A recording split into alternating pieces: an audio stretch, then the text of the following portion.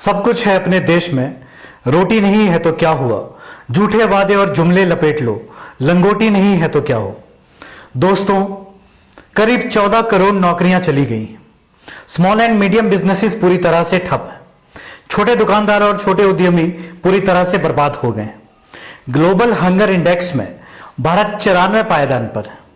दुनिया के सिर्फ 13 ऐसे देश हैं जो हंगर इंडेक्स में भारत से पीछे हैं।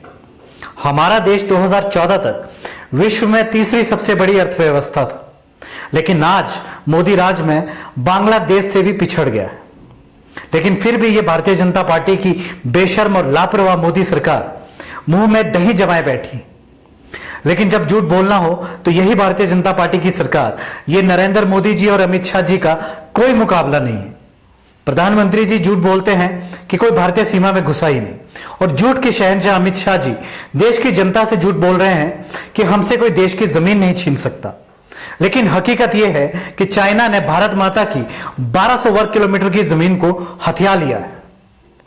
दोस्तों, कोरोना महामारी का समय हो या उसके बाद अनप्लान्ड लॉकडाउन से भाजपा सरकार द्वारा निर्मित आपदा हो, उन पर ना तो नरेंद्र मोदी जी ना ही अमित शाह जी कुछ बोलना चाहते हैं, और ना ही लॉकडाउन के दौरान भाजपा निर्मित आपदाओं के डाटे को सार्वजनिक करना चाहते हैं।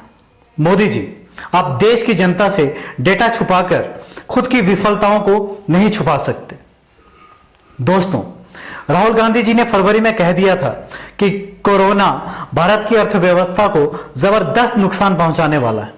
उनकी बातों को ध्यान से नहीं सुना गया, और खुद नरेंद्र मोदी जी ने कहा था कि 22 दिन के अंदर कोरोना से युद्ध जीत लेंगे, और इस बात को 7-8 महीने हो गए हैं, और अब हकीकत पूरे देश के सामने। दोस्तों, देश के जवानों की बात से लेकर देश के बेरोजगार नौजवानों की बात बुलंद करना हो, या फिर देश की खेती से लेकर देश की बेटी के खिलाफ भाजपा की साजिश को बेनकाब करना हो, अगर यह ईमानदारी से किसी ने काम किया है तो राहुल गांधी जी ने किया है।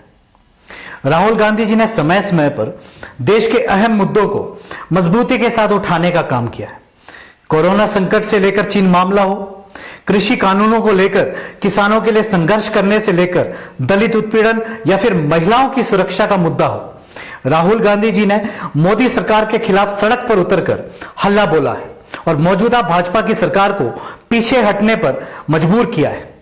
इसलिए दोस्तों, इस देश की जनता को यह तय करना है कि आखिर मुद्दों की असली समझ किसे है, और भारत देश के गरीब जनता की लड़ाई हकीकत में कौन लड़ रहा है, यह देश की जनता को तय करना है। जय हिंद।